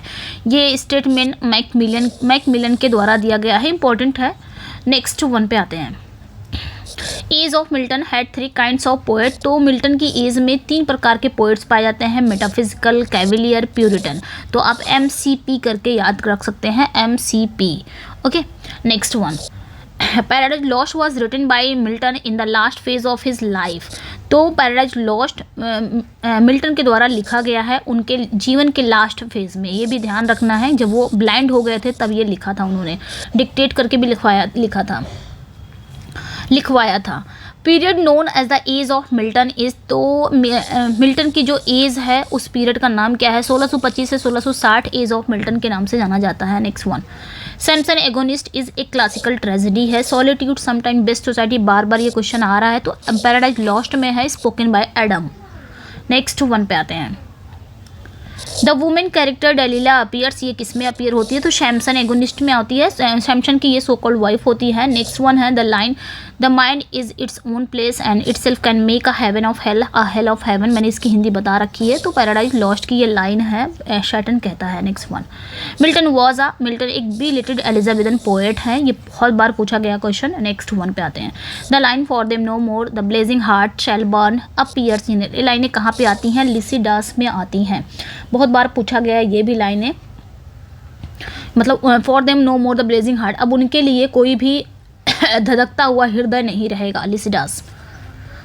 नेक्स्ट वन पे आते हैं, in book first of paradise Lost Milton invokes the heavenly music Urania she is the muse of. तो बुक फर्स्ट में, पैराडाइज लॉस्ट के बुक फर्स्ट में मिल्टन हेवनली म्यूज, सॉरी यहाँ पे म्यूज होना चाहिए, म्यूजिक नहीं, हेवनली म्यूज़ यूरेनिया का इन्वोक करते हैं। वो कहाँ की म्यूज़ रहती है? तो एस्ट्रोनॉमी की म्यूज़ रहती है, ये ध्यान रखना है। कहाँ की? एस्ट्रोनॉमी की प्रेरणा स्रोत होती है। Okay, paradise lost is a renaissance Protestant English epic. तो पैराडाइज लॉस्ट एक पुनर्जागरण प्रोटेस्टेंट अंग्रेजी महाकाव्य है, ये ध्यान रखना है। नेक्स्ट वन पे आते हैं, the fall of Satan has depicted in book first of paradise Lost lasted for. यहाँ पे बात क्या हो रही है कि पैराडाइज लॉस्ट की जो बुक फर्स्ट में दर्शाया गया है कि शैटन का पतन कितने दिनों में होता है? तो 9 दिनों में होता है, ये ध्यान रखना है। नेक्स्ट वन पे आते हैं, the opening line of paradise Lost are a good example of. तो पैराडाइज लॉस्ट की जो ओपनिंग लाइन है वो सबसे अच्छा उदाहरण क्या है? मिल्टोनिक इन्वर्जन का सबसे अच्छा उदाहरण है, ये ध्यान रखना है। मिल्टोनिक इन्वर्जन का सबसे अच्छा उदाहरण है। चलिए फिर आगे हम इनके कुछ वर्क को डिस्कस कर लेते हैं। कुछ इंपॉर्टेंट वर्क्स हैं मिल्टन के, जहाँ से आपके क्वेश्चन बन सकते हैं, वहाँ पे हम डिस्कस कर लेते हैं। मेरा मानना है कि मिल्टन की बात आएगी तो उनके पोएम से लाइनें ज़रूर आती हैं, उनके पोएम से लाइनें ज़्यादातर उनकी, क्योंकि वो पोइटिक फॉर्म में लिखे हैं तो सब सारा कुछ उनका आता है, लाइनों से ही आता है। ओके, चलिए सबसे पहले इनका इम्पॉर्टेंट वर्क है लिसिडास, बहुत इंपॉर्टेंट है, जो कि एक ट्रेजेडी है, पेस्टोरल ट्रेजेडी है। इसमें हम पढ़ेंगे जो कि एक ट्रेजेडी है। तो लिसिडास एक पोएम है, बात यहाँ पे आएगी तो पेस्टोरल, ज़्यादातर पेस्टोरल पूछा जाता है, तो पेस्टोरल ट्रेजेडी है। ट्रेजेडी क्या होती है? जो इंसान किसी की डेथ हो जाए और उसकी याद में लिखना, विलाप करना। By John Milton, written in 1637 में ये लिखा गया था और पब्लिश हुआ था 1638 में। यहाँ पे लिखा भी गया है पेस्टोरल एलेजी है, सॉरी पेस्टोरल ट्रेजेडी, मेरा भी दिमाग लग रहा है, एलेजी ही लिखना था, मैंने ट्रेजेडी लिख दिया, सॉरी। ठीक है, पेस्टोरल एलेजी है। Next one, the poem mourns the loss of a virtuous and a promising young man about to embark upon a career as a clergyman। यहाँ पे बात क्या हो रही है कि जो कविता है, जो पोएम है, वो एक पादरी के रूप में अपना करियर शुरू करने वाले एक गुड़ी और होनहार युवक के खोने पर शोक व्यक्त करती है। नेक्स्ट जो लाइन है, नेक्स्ट जो फैक्ट है इस वर्क का, Lycidas who also called song of experience, मतलब लिसिडस को जिसे हम सॉन्ग ऑफ एक्सपीरियंस भी कहा जाता है, जिसे सॉन्ग ऑफ एक्सपीरियंस भी कहा जाता है। It is a pastoral elegy, ये एक पेस्टोरल एलेजी है, यानी कि एक देहाती शोक गीत है। एलेजी मतलब ही होता है शोक गीत। Written in the memory of Edward King, जो किसकी याद में लिखा गया है? एडवर्ड किंग की याद में लिखा गया है। ये कौन थे? ये मिल्टन के कैम्ब्रिज के एक कॉलेज फ्रेंड थे, ये ध्यान रखना है। नेक्स्ट वन पे आते हैं, एडवर्ड किंग ड्राउंड ये डूब गए थे when his ship had sunk into the Irish Sea near the coast of Wales on August 10, 1637। तो 10 अगस्त 1637 में इनकी जो इनकी जो शिप थी वो आयरिश सी में जाके शंक हो गई थी।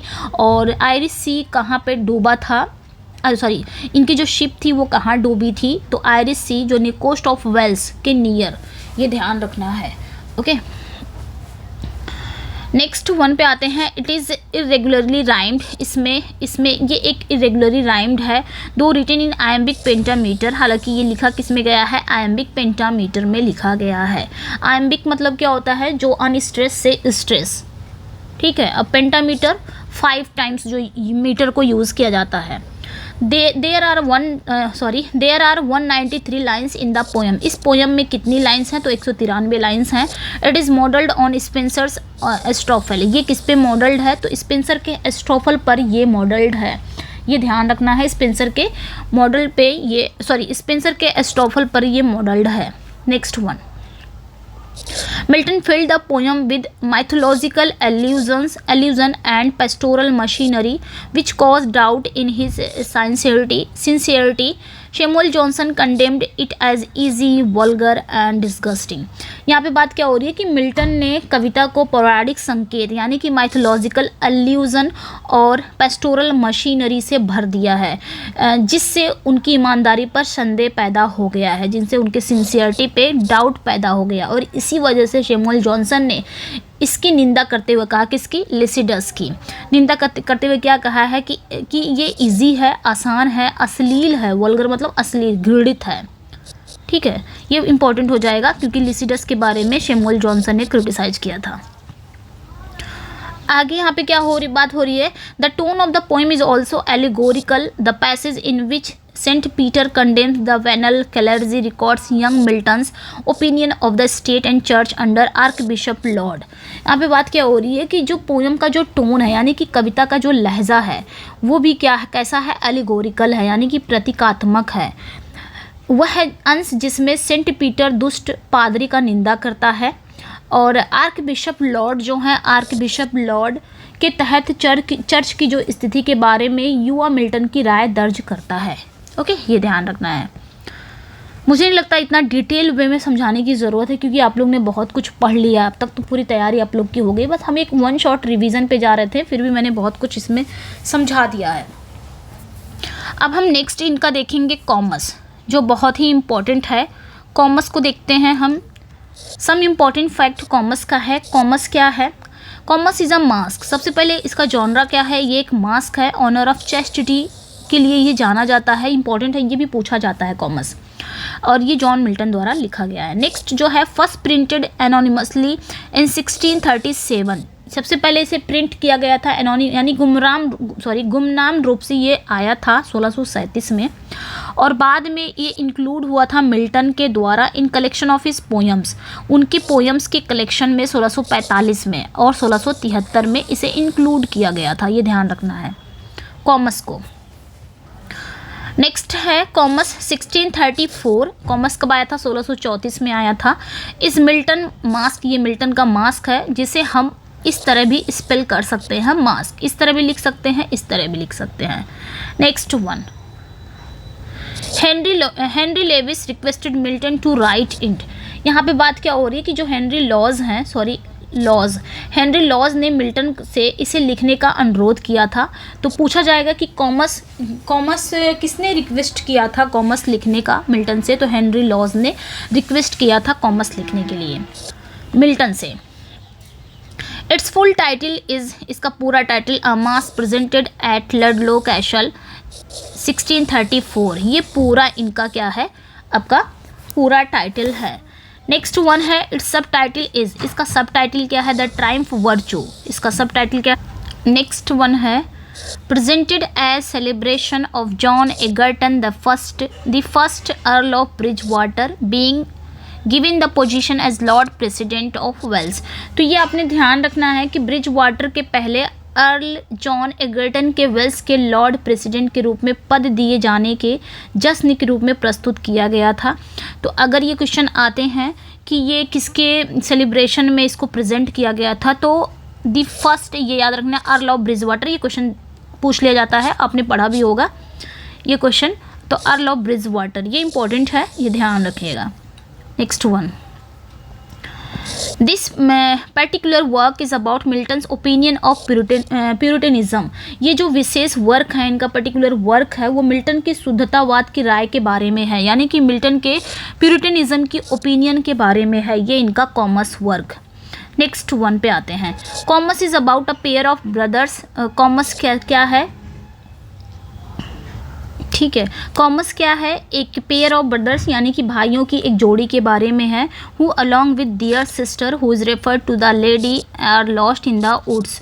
तो कॉमर्स क्या है, भाइयों की एक जोड़ी के बारे में है जो अपनी बहन के साथ, जिसे लेडी कहा जाता है, जिसे इस कॉमर्स में, इस वर्क में लेडी के नाम से, बहन का कोई नाम नहीं है, बस लेडी का नाम से इसमें इंक्लूड किया गया है, मतलब बताया गया है, और वो जंगल में खो जाते हैं। ये चीज़ें कॉमर्स के बारे में बताई गई है। चलिए आगे हम देखेंगे कॉमर्स का। The lady grows tired and her brothers go searching for food. Lady क्या होती है, बहुत ज़्यादा थक जाती है, लोग जंगल में जाते हैं और लेडी बहुत ज़्यादा थक जाती है और उसके भाई जो है वो भोजन की तलाश में निकल जाते हैं और वहीं से ये खो जाती है। ओके, तो ये थे कॉमर्स का। नेक्स्ट इनका मोस्ट इंपॉर्टेंट वर्क है, सोनेट है ऑन हिज ब्लाइंडनेस। इसके कुछ इंपॉर्टेंट फैक्ट देख लेते हैं। तो इसके इंपॉर्टेंट फैक्ट क्या हैं आपके ऑन हिज ब्लाइंडनेस के। It is a sonnet based on Petrarchan form. तो सबसे पहले ये एक सोनेट है, इतना आपने ध्यान रखना है, और ये पेट्रार्कन फॉर्म पे है, क्योंकि सोनेट दो फॉर्म पे होती हैं, एक आपकी शेक्सपियरियन, एक आपकी पेट्रार्कन। तो ये ध्यान रखना है, ये पेट्रार्कन पे बेस्ड है। नेक्स्ट यहाँ पे क्या है, दो कंपोज्ड इन 1652, हालांकि इसे 1652 में कंपोज किया गया था। सून आफ्टर हिज ब्लाइंडनेस, अपनी ब्लाइंडनेस के तुरंत बाद की गई थी, ठीक है, उनकी ब्लाइंडनेस के तुरंत बाद ये 1652 में कंपोज किया गया था। It was publish in 1673। It poems mister John Milton on various subject. तो यहाँ पे क्या करें, लेकिन ये विभिन्न विषयों पर श्री जॉन मिल्टन की कविताओं के रूप में 1673 में पब्लिश हुई थी। ये ध्यान रखना है, 1673 में, इंपॉर्टेंट है, ये सारा ही इंपॉर्टेंट है। Title of the sonnet was later put by Thomas Newton. तो जब ये ऑन हिज ब्लाइंडनेस लिखा गया तो मिल्टन ने इसे क्या लिखा था, मिल्टन ने टाइटल क्या दिया था, when I consider how my light is spent. अभी आगे होगा, when I consider how my light is spent, ये मिल्टन ने टाइटल दिया था। मिल्टन ने कभी ऑन हिज ब्लाइंडनेस टाइटल नहीं दिया। टाइटल किसने दिया, थॉमस न्यूटन ने दिया। और in his poem on his blindness Milton did not give a title to his sonnet. The title on his blindness is given by later anthologist. ये question ऐसे ही पूछ लिया जाता है ना, बस ये ध्यान रखना है। ऑन हिज ब्लाइंडनेस को उन्होंने टाइटल नहीं दिया, अगर दिए होते तो ऑन माई ब्लाइंडनेस बोलते हैं ना। ऑन हिज ब्लाइंडनेस इसका मतलब कोई दूसरा दिया है, थॉमस न्यूटन ने दिया है, ये ध्यान रखना है। 1673 में पब्लिश हुआ, 1652 में कंपोज हुआ है। नेक्स्ट क्या है, मिल्टन की on his blindness ends with an expression of the poet's faith in God's way. अभी हमने जस्ट पढ़ा, आगे देखते हैं। Milton did not give a title to his sonnet. The title on his blindness given by later anthologist. Milton on his blindness, one who bears his burden best is believe to be serve God. ये Milton के on his blindness की सबसे important line है, ये आपने ध्यान रखनी है। ओके, चलिए आगे देखते हैं। आगे हम देखेंगे, सारी इंपॉर्टेंट लाइनें हैं यहाँ पे। तो इंपॉर्टेंट लाइन है ऑन हिज ब्लाइंड की, they also serve who only, ये हमने पढ़ लिया है। आगे देखेंगे, मिल्टन की poem on his blindness reflect the tragedy and frustration of the author's eyesight impairment and the ensuing battle with losing and eventually restoring faith. तो वही चीज़ यहाँ पे बात हो रही है कि मिल्टन की जो कविता है ऑन हिज ब्लाइंडनेस, वो लेखक की जो पोएट है उनकी जो नज़र यानी कि दृष्टि हानि की ट्रेजेडी और हताश और हारने, अंततः अपने विश्वास को बहाल करने के साथ होने वाली लड़ाई को दर्शाता है। तो सिंपली मैंने कितनी बार बताया, मैंने पढ़ाया भी है कि ऑन हिज ब्लाइंडनेस, उनके अंधेपन को वो शिकायत करते हैं, बहुत ज़्यादा फ्रस्ट्रेट हो जाते हैं, बाद में फिर धीरे धीरे वो अपने आप को, बाद में वो फिर विश्वास कर लेते हैं गॉड्स के वे में। The structure of the poem, इस पोएम का जो स्ट्रक्चर है on his blindness is one of the best poem by John Milton. तो जॉन मिल्टन की ये बेस्ट पोएम में से एक है। नेक्स्ट यहाँ पे देखेंगे हम, Milton filled the poem with mythological allusion and pastoral machinery which caught doubt in sincerity. I think ये फिर से आ गया है इसमें,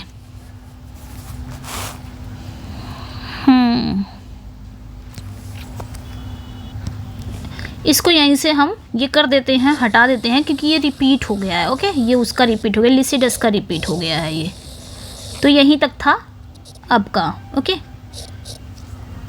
चलिए अब खुद इतना वो है, आप लोग जान जाएंगे। ये फिर से रिपीट हो गया है।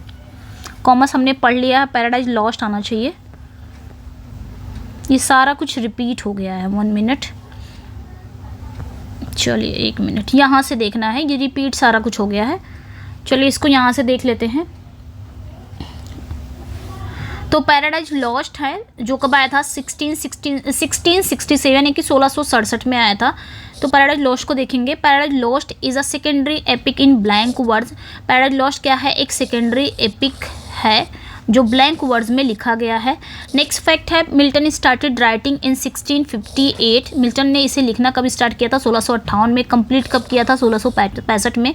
और उन्होंने after 7 years labour and darkness, तो ये भी इम्पॉर्टेंट है आपका,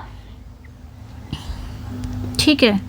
तो after 7 years labour in darkness, तो 7 साल लग गया था, 7 वर्षों तक अंधेरे में परिश्रम करने के बाद उन्होंने इसे 1665 में कंप्लीट किया था। नेक्स्ट वन पे आएंगे। It was originally published in 1667 in 10 books. इसे आमतौर पर इसे ओरिजिनली पब्लिश कब किया गया था, 10 बुक्स में किया गया था 1667 में। Its second edition came in 1674 in 12 books. इसका सेकेंड एडिशन कब आया था, 1674 में, ये याद रखना है। Before writing Paradise Lost, Milton thought of writing on King Arthur, but later on he decided to write on the fall of man. तो ये ध्यान रखना है। यहाँ पे बात क्या हो रही है कि पैराडाइज लॉस्ट लिखने से पहले मिल्टन ने किंग आर्थर पर लिखने के बारे में सोचा था। पहले उन्होंने किंग आर्थर पर लिखने के लिए सोचा, लेकिन बाद में उन्होंने क्या किया, बाद में उन्होंने फॉल ऑफ मैन पर लिखने का डिसाइड किया था। तो ये ध्यान रखना है। Next one, the copyright of paradise Lost was sold to Samuel Simmons for the payment of 5 pounds। यहाँ पे बात क्या हो रही है कि पैराडाइज लॉस्ट का जो कॉपीराइट है वो 5 पाउंड के भुगतान पर सैमुअल सीमंस को बेच दिया गया था। The third edition appeared after the poet death in 1678। और इसका जो थर्ड एडिशन है ना, वो पोएट की डेथ के बाद अपीयर हुआ था। बहुत इंपॉर्टेंट है ये, 1678 में। The poet's widow sold the right to Simmons for 8 pounds। जो पोएट्स की विडो थी, यानी कि जो मैरी हचिनसन थी, ठीक है, जो पोएट्स की विडो थी, उन्होंने सीमंस को, सैमुअल सीमंस को इसे 8 पाउंड में बेच दिया था। ये ध्यान रखना है। ओके, नेक्स्ट है 8वें अधिकार में बेच दिया था, ये ध्यान रखना। The amount was only 28 pound for such a great work. Pound मतलब जो अमाउंट था, ऐसे के लिए राशि जो थी वो केवल 28 पाउंड ही थी इस ग्रेट वर्क के लिए। नेक्स्ट वन पे देखेंगे। It is written in grand style. Grand style में ये लिखा गया है। Next, the longest book is book 9th and with 180। तो the longest book is book 9th with 1180 lines and the shortest book is book 7th with 640 lines, यानी कि 640 lines. यहाँ पे बात क्या हो रही है कि सबसे लॉन्गेस्ट बुक कौन सी है, तो बुक 9th है जिसमें 1189 लाइन है। और शॉर्टेस्ट बुक कौन सी है, बुक 7th है जिसमें 640 लाइन्स है। इंपॉर्टेंट है ये, पैराडाइज लॉस्ट के बारे में बात हो रही है। नेक्स्ट वन यहाँ पे आएंगे। नेक्स्ट वन क्या कह रहा है, the story is taken originally from the old testament and presented with a renaissance spirit and Puritan moral zeal। जो कहानी है वो मूल रूप से ओल्ड टेस्टामेंट से ली गई है। जो पैराडाइज लॉस्ट की जो कहानी है वो ओल्ड टेस्टामेंट से ली गई है, और जो रेनेसेंस की भावना, और यानी कि पुनर्जागरण की भावना, शुद्धतावादी नैतिक उत्साह के साथ प्रस्तुत की गई है। ये ध्यान रखना है। It is modelled on वर्जिल्स एनीड which is secondary epic. ये किस पे मॉडल्ड है, ये वर्जिल की एनीड पर मॉडल्ड है, जो कि एक सेकेंडरी एपिक है, वर्जिल की एनीड, इसलिए इसे सेकेंडरी एपिक भी कहा जाता है। नेक्स्ट वन पे आएंगे हम। Adam is the hero of the Paradise Lost. Adam कौन है, एडम पैराडाइज लॉस्ट का हीरो है। This weakness is his excessive love for Eve. ये जो वीकनेस है, उसकी वीकनेस क्या है, जो ईव के लिए बहुत ज़्यादा अत्यधिक प्रेम है, उसकी वीकनेस है, ये ध्यान रखिएगा, ठीक है। मतलब ईव के प्रति उसकी कमजोरी बहुत उसके अत्यधिक प्रेम के कारण है। नेक्स्ट वन पे आएंगे। The epic begins with invocation of goodies goddess muse. ये जो एपिक है, एपिक की शुरुआत देवी म्यूज के आह्वान से होती है, यानी कि इन्वोक से होती है। The story from the beginning was narrated by Raphael. और स्टोरी जो है यानी कि जो शुरुआत से कहानी राफेल द्वारा सुनाई गई है, शुरुआत से ही जो कहानी इसकी है वो राफेल द्वारा सुनाई गई है। शैली consider Saturn on it's hero. तो पैराडाइज लॉस्ट का हीरो शैटन को कौन मानते हैं? शैली शैटन को मानते हैं इसका हीरो पैराडाइज लॉस्ट का। The poem begin in medias res. Medias res मतलब in the middle of the story. जो पोयम है वो मध्य से शुरू होती है, स्टोरी के बीचों बीच से शुरू होती है। In paradise Lost Milton present the action of the fall of man into stage. Book 4 and 9 अभी हमने पढ़ा कि पैराडाइज लॉस्ट में मिल्टन ने पहली और सातवीं किताबों में हेवनली म्यूज रहने का जिक्र किया है। ठीक है, सॉरी, यहाँ पे बात क्या हो रही है कि पैराडाइज लॉस्ट में मिल्टन ने क्या किया है, बुक 4 और बुक अब के 9 में मनुष्य के पतन की क्रिया के 2 चरणों में प्रस्तुत किया, जैसे कि अभी हमने पढ़ा है। नेक्स्ट वन है, in paradise Lost Milton invokes his heavenly muse Urania in the books 1st and 7th। ये याद रखना है, पूछा जाएगा कि मिल्टन ने पैराडाइज लॉस्ट में हेवनली म्यूज यूरेनिया को कितनी बार बुलाया है, कितनी बार आह्वान इन्वोक किया है। तो मतलब कौन कौन से बुक में, book 1st and book 7th में। Okay, in paradise Lost Milton refers to Agra and Lahore of great Mughal in books 11। यहाँ पे बात क्या हो रही है कि मिल्टन पैराडाइज लॉस्ट में मिल्टन ने आगरा और लाहौर का उल्लेख किया है, किसमें, बुक 11 में, ग्रेट मुगल का। ये अपने ध्यान रखना है, Agra and Lahore of great Mughal का उन्होंने किस में रेफर किया है, बुक 11 में। नेक्स्ट वन पे आते हैं हम, Satan takes the form of cherub, cormorant, food and finally a snake. तो शैटन हेवन में जाने के लिए कौन कौन सा रूप धारण करता है? सबसे पहले चेरब बन जाता है। चेरब क्या होता है, एक बच्चा होता है, एक सुंदर सा बच्चे की बात हो रही है। एंड कॉर्मोरेंट मतलब होता है एक जल काग होता है, उसे फिर भोजन बन जाता है, फूड। एंड लास्ट में वो स्नेक बन के जाता है जब वो ईव को पूरी तरह से भ्रमित कर देता है। अब यहाँ पे देखेंगे हम कुछ इंपॉर्टेंट कैरेक्टर्स हैं पैराडाइज लॉस्ट के जो बहुत इंपॉर्टेंट हो जाते हैं। इंपॉर्टेंट कैरेक्टर, सबसे पहले शैटन आता है। शैटन कौन है? Head of the rebellious angels and antagonist who have just fallen from heaven. तो शैटन कौन है? जो विद्रोही स्वर्गदूतों का मुखिया है और विरोधी जो अभी अभी स्वर्ग से गिरे हुए हैं। ये रिबेलियस एंजल्स का हेड है और एंटागोनिस्ट भी है इस प्ले का, और जो अभी भी हेवन से गिरा हुआ है शैटन। नेक्स्ट पे आता है एडम, द फर्स्ट ह्यूमन। ये पहला ह्यूमन है। The father of our race, हमारे जाति का पिता है। अलॉन्ग विद हिज वाइफ, उनकी जो वाइफ है वो ईव है। The care taker of the garden of Eden, जो गार्डन ऑफ ईडन की क्या करती हैं, देखभाल करता है, केयर टेकर है, ये ध्यान रखना है। नेक्स्ट वन है Eve, the first women and mother of mankind. ये पहली वुमेन है और मैनकाइंड ऑफ मदर है, यानी कि मानव जाति की माँ है। Eve was made from a rib taken from Adam's side. तो ये ईव का निर्माण कैसे हुआ है? ईव को एडम की तरफ से ली गई एक पसली से बनाया गया है। गॉड। नेक्स्ट जो आपका है, हाँ नेक्स्ट आपका यहाँ से अलग कैरेक्टर है। 1 मिनट, इसको मैं थोड़ा सा ऐसे कर देती हूँ। ओके, ये कैरेक्टर ही है, यहाँ पे आ गया है गॉड। गॉड कौन है? The son Jesus Christ, the second part of the Trinity. तो गॉड कौन है? ईश्वर, जो पुत्र यीशु मसीह त्रिमूर्ति का दूसरा भाग है, ये ध्यान रखना है। ये आपके तीसरा कैरेक्टर हो गया शैटन का, मतलब पैराडाइज लॉस्ट का 3 कैरेक्टर हो गए। नेक्स्ट वन है बेल्जेबब। बेल्जेबब कौन है? ये शैटन सेकेंड इन कमांड। ये मतलब शैटन के, आप इसे दाहिना हाथ भी बोल सकते हो। शैटन का दूसरा कमांड है, यानी कि शैटन के बाद बेल्जेबब आता है। नेक्स्ट वन है बेलियल। बेलियल कौन है? One of the principal devils in hell. ये क्या है? ये हेल में प्रमुख शैतानों में से एक है। Belial argue against further war with heaven. Belial क्या करता है? वो हेवन के साथ आगे युद्ध के खिलाफ क्या करता है? तर्क देता है, आर्ग्यू करता है। नेक्स्ट जो कैरेक्टर है मैमन। नेक्स्ट कैरेक्टर आपका क्या है? Mammon. 1 minute. Mammon, a devil known in the Bible as the epitome of wealth. तो मैमन क्या है? बाइबल में एक शैतान को प्रतीक के रूप में जाना जाता है, यानी कि धन के प्रतीक के रूप में जाना जाता है बाइबल में, तो उसे हम मैमन कहते हैं। मैमन वही है। मुल्सिबर। नेक्स्ट कैरेक्टर है मुल्सिबर। मुल्सिबर कौन है? The devil who builds Pandemonium, Satan's place in hell, loyal to God. Mulciber कौन है? शैटन जो पेंडेमोनियम का निर्माण करता है, ठीक है, वो डेविल है, वो शैतान है जो पेंडेमोनियम, इंपॉर्टेंट है ये, पेंडेमोनियम इंपॉर्टेंट है। पैराडाइज लॉस्ट की बात अगर आएगी तो अगर पूछा जाए कि पेंडेमोनियम का निर्माण किसने किया है तो मुल्सिबर ने किया है, जो नर्क में शैतान का स्थान भगवान के प्रति वफादार है। तो पेंडेमोनियम मुल्सिबर ने बनाया था, इसी ने निर्माण किया था। मोलोच, नेक्स्ट जो कैरेक्टर है वो आपका मोलोच है। मोलोच कैसा है? एक रैश, बहुत ही उतावला, इरेशनल, तर्कहीन एंड मर्डरस डेविल है, एक हत्यारा शैतान है। Engage in another full war against God and his servant angels, जो भगवान और उसके सेवक स्वर्गदूतों के खिलाफ एक और पूर्ण युद्ध में संलग्न है, बहुत ज़्यादा इंगेज है, मतलब वो फिर से एक बार भगवान के खिलाफ क्या करना चाह रहा है? युद्ध करना चाह रहा है।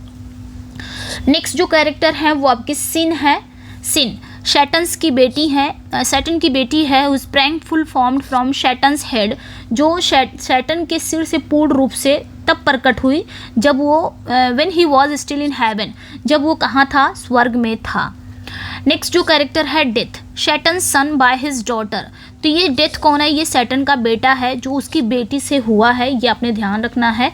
एंड सिन जो उसकी बेटी सिन का बेटा है ये डेथ, ठीक है, ये भी ध्यान रखना है, यानी कि सैटन का बेटा है जो उसकी बेटी सिन से हुआ है। Death turn rapes his mother. Death क्या करता है? ये भी ध्यान रखना है, डेथ अपनी माँ का ही क्या करता है? रेप कर देता है। नेक्स्ट जो कैरेक्टर है Gabriel, he acts as a ground at the garden of Eden. Gabriel क्या करता है? वो ईडन गार्डन में एक मैदान के रूप में कार्य करता है, एक ग्राउंड के रूप में काम करता है गैब्रियल, मतलब गार्डन ऑफ ईडन का केयर टेकर है, आप ऐसे बोल सकते हैं, वहीं पे वो सामने रहता है, गार्डी करता है, जिसे बोल सकते हैं। यूरियल कौन है? नेक्स्ट कैरेक्टर है an angel who guards the planet earth. तो बात जब यहाँ पे आ जाएगी गार्डन ऑफ ईडन का गार्ड कौन है? आई थिंक गैब्रियल ही है, ओके, गैब्रियल है, ये ध्यान रखना है आपके, गैब्रियल। और यूरियल प्लेनेट अर्थ का गार्ड करता है। अब्दील, an angel who at first considered joining Saturn in rebellion but argued against Saturn and the rebel angels and returns to God। तो अब्दील कौन है? अब्दील जिसे हम बोल सकते हैं, मतलब वो भी एक एंजल है जो पहले विद्रोह में शैटन के साथ शामिल होने पर विचार करता है, लेकिन बाद में क्या होता है? शैटन और उसके जो विद्रोही स्वर्गदूत के खिलाफ वो बहस करता है और दोबारा से वो ईश्वर के पास चला जाता है। मतलब पहले ये शामिल हो जाता है सैटर्न पे, बाद में ये सैटर्न और उसके रेबल एंजल्स के खिलाफ आर्ग्यू करता है, बाद में ये ईश्वर यानी कि भगवान के पास ये वापस चला जाता है। अब्दील पढ़ सकते हैं, अब्दील पढ़ सकते हैं। नेक्स्ट जो कैरेक्टर है आपका Michael, the chief of the arch angels, ये आर्क एंजल का मुखिया है, ये भी ध्यान रखना है, यानी कि महादूतों का प्रमुख है। Michael leads the angelic forces against Satan and his followers in the battle of heaven. यहाँ पे बात क्या हो रही है कि जो माइकल है वो स्वर्ग में लड़ाई में शैतान और उसके जो अनुयायियों के खिलाफ देवदूत बलों का नेतृत्व करता है, ये लीड करता है, ठीक है। माइकल किसके खिलाफ? शैटन और उसके फॉलोअर्स के खिलाफ ये एंजेलिक जो फोर्सेस हैं उसको लीड करता है बैटल, हेवन के बैटल में, यानी कि स्वर्ग के युद्ध में। ओके, कुछ ये इंपॉर्टेंट लाइन्स हैं, इसको आप लोग देख लीजिएगा, ये पूरी इंपॉर्टेंट लाइन है पैराडाइज लॉस्ट की, इसको पढ़ने की ज़रूरत नहीं है, इसको आप लोग देख लीजिएगा। ओके, ये बहुत ही इंपॉर्टेंट है, शुरुआत की लाइन है। चलिए हम आगे देखते हैं। For who can think submission war then, ये इसी में आ गई है। अब हम नेक्स्ट इनका वर्क है जो बहुत ही इंपॉर्टेंट है, पैराडाइज रीगेन, जो पैराडाइज लॉस्ट का सीक्वल भी है और ये 4 बुक्स में लिखा गया है पैराडाइज रीगेन, ठीक है। चलिए फिर इसको देख लेते हैं पैराडाइज रीगेन को। ओके, यानी कि स्वर्ग पुनः प्राप्त, इसे देखेंगे। It was written on the request of Thomas Ellwood, ये किसकी रिक्वेस्ट पे लिखा गया है? थॉमस एलवुड ने मिल्टन को रिक्वेस्ट किया था कि पैराडाइज लॉस्ट, पैराडाइज तो खो दिया, तो पैराडाइज पाने का कुछ लिखना चाहिए कि नहीं लिखना चाहिए। तो ये थॉमस एलवुड ने रिक्वेस्ट किया था कि आपने पैराडाइज खो तो दिया है, तो पैराडाइज पाएंगे कब, उस पर भी लिखा जाए। तो पैराडाइज रीगेन इसीलिए मिल्टन ने लिख दिया था।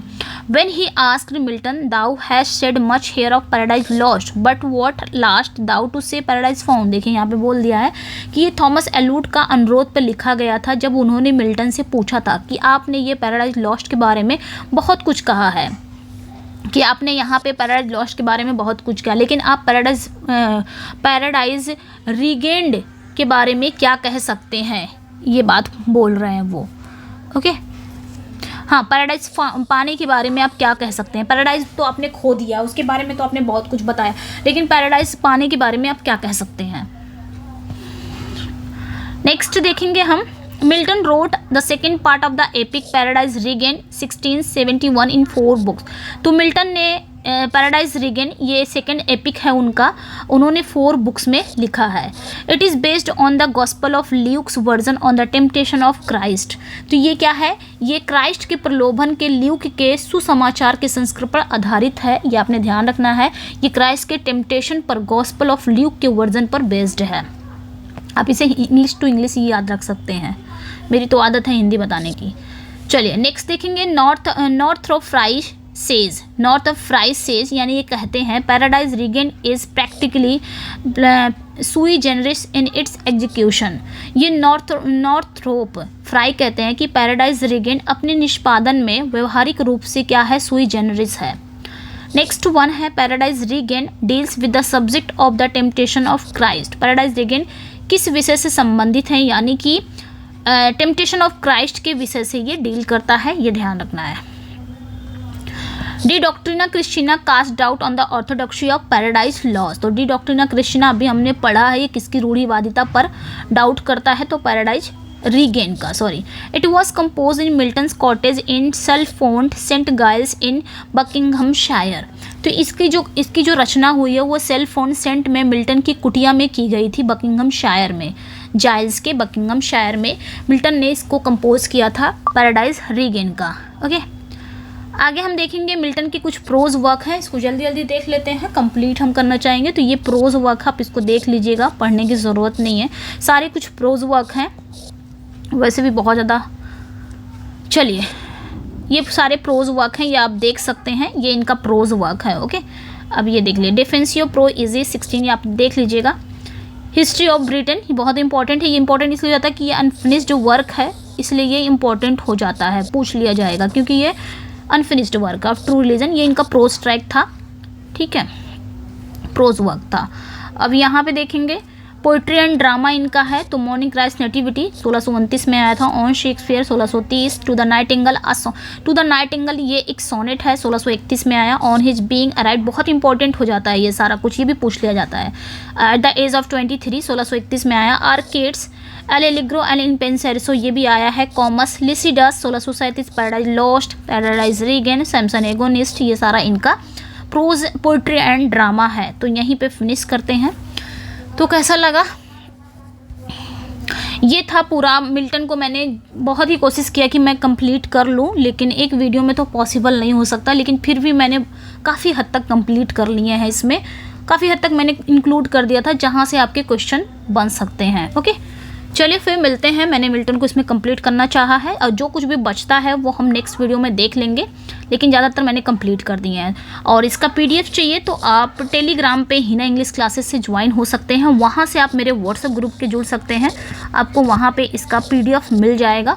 और जो फर्स्ट टाइम मेरे चैनल को वॉच कर रहे हैं, चैनल को सब्सक्राइब करें, वीडियो को लाइक एंड शेयर ज़रूर कर दें। चलिए फिर मिलते हैं नेक्स्ट वीडियो में। Thank you for watching.